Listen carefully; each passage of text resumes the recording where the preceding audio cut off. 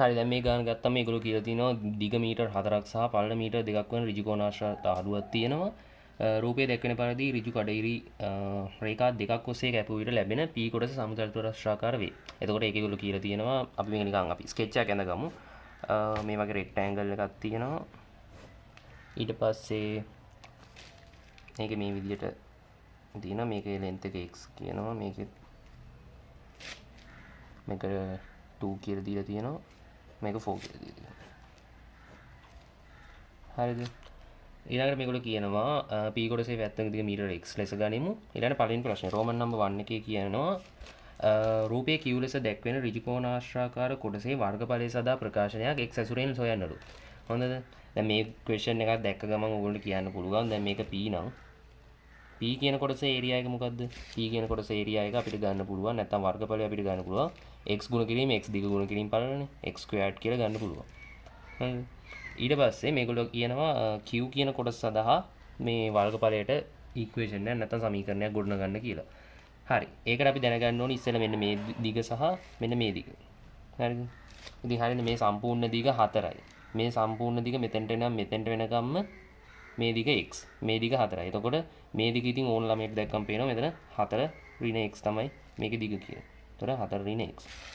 එතකොට මේකේ පළල ගත්තොත් එහෙම මේ සම්පූර්ණ දිග 2යි නම් මේ දිග x නම් එතකොට මේකමනේ මෙතනක් තියෙන්නේ. එතකොට මේ දිගත් x මනේ. එතකොට 2 ඍණ x. හරිද? ඊට මම q කොටස මෙහෙම වෙනම ඇඳුත් එහෙම මේක 2 ඍණ x මේක 4 ඍණ x. හරිද? ඉතින් වර්ගඵලයේ ඉක්වේෂන් එක ලියන්න කිව්වොත් හරිම ලේසි. මේක ගුණ කිරීම මේක. එතකොට 4 ඍණ x ගුණ කිරීම 2 ඍණ x.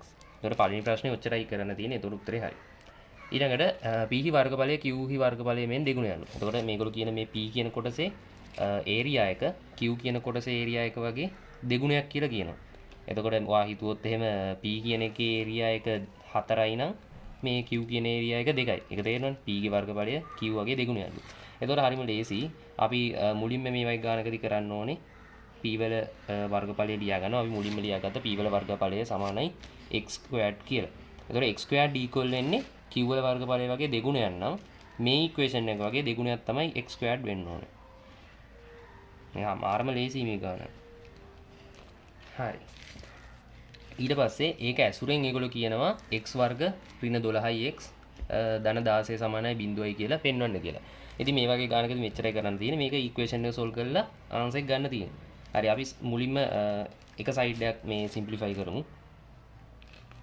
x වර්ග සමානයි මේක මම දෙක මෙහෙම තියාගෙන ඇතුලේ වරහන් සුළු කරන්නම් 4 ගුණ කිරීම ඔයගොල්ලෝ දන්නවා හැම ටර්ම් එකක්ම ඇතුලේ තියෙන වලින් මල්ටිප්ලයි වෙන්න ඕනේ 4 ගුණ කිරීම 2 8යි 4 ගුණ කිරීම ඍණ x කියන්නේ ඍණ 4යි x මේකෙන් ගුණ කරාම ඍණ 2යි x ඍණ x ගුණ කිරීම ඍණ x කියන්නේ ධන x වර්ග හරිද එතකොට x වර්ග සමානයි 2 මෙහෙම තියෙද්දි මම ලියන්නම් 8 ඍණ 6යි x ධන x වර්ග ඊට පස්සේ x වර්ග මෙහෙමම තියාගෙන මෙතන 16යි ඍණ 12යි x.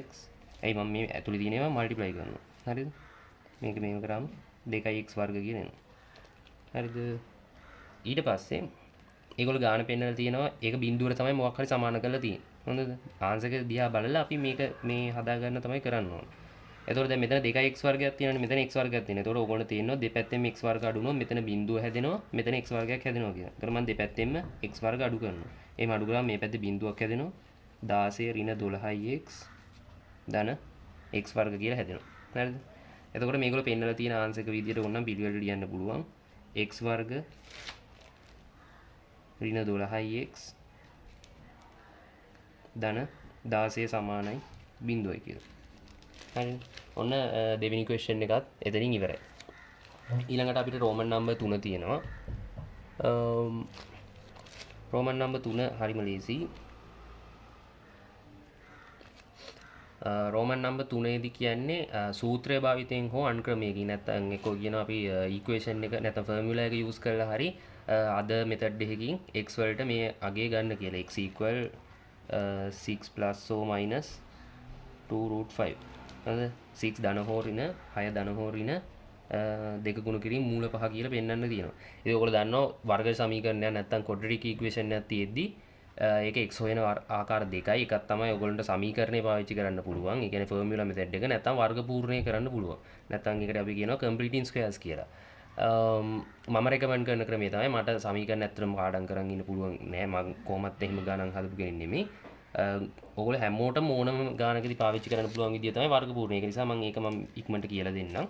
මොකද ඒක ඔයගොල්ලන් ග්‍රාෆ් ප්‍රශ්නේ ප්‍රස්ථාර ප්‍රශ්නේදී සෑහෙන්න ඕන වෙන නිසා. හරි. එතකොට x වර්ග ඍණ 12x ධන 16 සමානයි බිඳුව කියන එක අපි වර්ග පූර්ණය කරොත් අපි දන්නවා මුලින්ම අපි x වර්ගය ඉස්සරහා තියෙන කොයිෆිෂන්ට් එක නැත්තම් x වර්ගය ඉස්සරහා තියෙන අංකය එළියට අදින්න ඕනේ. නැත්තම් ඒකේ ධන හෝ ඍණ තියෙනවා නම් ඒක එළියට අදින්න ඕනේ. මේකේ කිසි ප්‍රශ්නයක් නැහැ. මේකේ අංකයක්වත් ඍණවත් නැති නිසා මේක කෙලින්ම අපිට ගන්න පුළුවන්. අපි දන්නවා මේක මේ විදිහටම තියෙනවා. වරහණක් දානවා. මෙතන මේ x වල ඉස්සරහා තියෙන අංකය කොයිෆිෂන්ට් එක අපි දෙකෙන් බෙදලා දානවා මෙතන. x ඍණ 6 වර්ගය. හරිද? ඊට පස්සේ අපි දන්නවා දැන් x ඍණ 6 වර්ගය කිව්වට පස්සේ එන්නේ x වර්ග මේකෙන් ගුණ වුණාට පස්සේ ඍණ 6x ආයම ඍණ 6x ඇවිල්ලා ඍණ 12x සහ වැඩිපුර හැදෙනවා අපිට ධන 36ක්.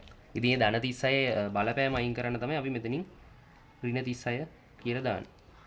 එතන මෙතන ධන 16 සමාන බිඳුව. වර්ග පූර්ණය මතක නැති කෙනෙක් ඉන්නවා නම් මම තව වීඩියෝ එකක් උනන් දාන්නම් හරියටම. ඊට පස්සේ මේක සිම්ප්ලිෆයි කරාට පස්සේ x ඍණ 6 වර්ගය මෙතන තියෙනවා. මෙතන ඍණ 36 ධන 16 ගාවට පස්සේ ඍණ 20 එනවා. සමානයි බිඳුවයි. x ඍණ 6 වර්ගය අපිට ඍණ 20 මේ පැත්තට ගෙනිච්චනම් ධන 20 වෙනවනේ. නේද? මේ පැත්තට දෙපැත්තටම ධන 20 කරොත් එimhe මේක සමාන වෙනවා ධන 20ට. ඉතින් හරි x ඍණ 6 වර්ග මූලය හෙව්වනම් මේ මෙතන මේ වර්ගය කැපිලා යනවා. ඉතින් x ඍණ 6 සමාන වෙනවා 20 වර්ග මූලයකට. ඉතින් ඔයගොල්ලෝ දන්නවා 20 වර්ග මූලය හොයද්දී ඔයගොල්ලෝ ඉගෙනගෙන තියෙනවා මේ වගේ ක්‍රමයක්. අපිට ඇතුලේ තියෙන එක ගුණිතයක් විදිහට ලියා ගන්න පුළුවන්. 5 ගුණ කිරීම 4 වගේ. එතකොට 4 වර්ග මූලය අපි දන්න නිසා ඒක එළියට ගන්න පුළුවන් වර්ග මූලය 2යි මූල 5 කියලා ගන්න පුළුවන්. හරිද? අනිත් ඒ වර්ග මූල හොයද්දී අපි දන්නවා ඒක ධන හෝ ඍණ අංශයක් එන්නේ. මොකද ඍණ එකක් ඍණ එකකින්ම ගුණ කරත් ඒ කියන්නේ 20 අපි ගත්තොත් 25 කියලා ඍණ 5 ගුණ කිරීම ඍණ 5ත් 25යි ධන 5 ගුණ කිරීම ධන 5ත් 25ම තමයි එන්නේ. ඒක නිසා අපි ධන හෝ ඍණ කියලා එතෙන්ට දානවා.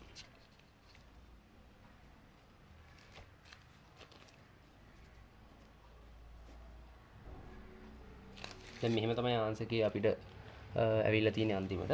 එතකොට අපි මේ 6 අනිත් පැත්තට ගෙනිච්ච නම් වැඩේ හරිනේ. 6 ධන හෝ ඍණ 2යි මූල 5යි. හරිනේ. හරිම ලේසි. එතකොට දැන් මේකේ පාර්ට් 3ක් ඉවරයි. ඔය ටිකට ලකුණු කොහොමත් 6ක් වගේ හම්බ වෙනවා. එතකොට ලකුණු 10න් 6ක් උතනෙම අරගෙන ඉවරයි. ඊට පස්සේ දෙක කොහොමත් හදන්න පුළුවන් පළවෙනි තුන හදන කෙනෙක්ට. මොකද ඒකේ හරිම නිකන් IQ ප්‍රශ්නයක් අහන්නේ. හතරවෙනි ප්‍රශ්නේ අහනවා 6 2 √5 කියන එක x වලට ගැලපෙන්නේ නැත්තේ ඇයි කියලා. ඉතින් ඉවරයිනේ ගානේ.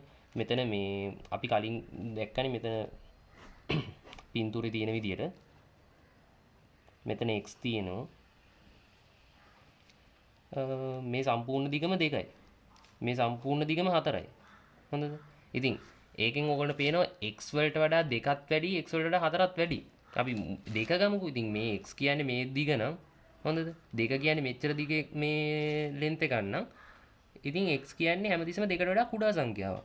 ඉතින් එතකොට x වලට අපි කොහොමද 6 2 √5 කියන එක දාන්නේ? නැත්නම් 6 ධන 2යි මූල 5 කියන එක දාන්නේ?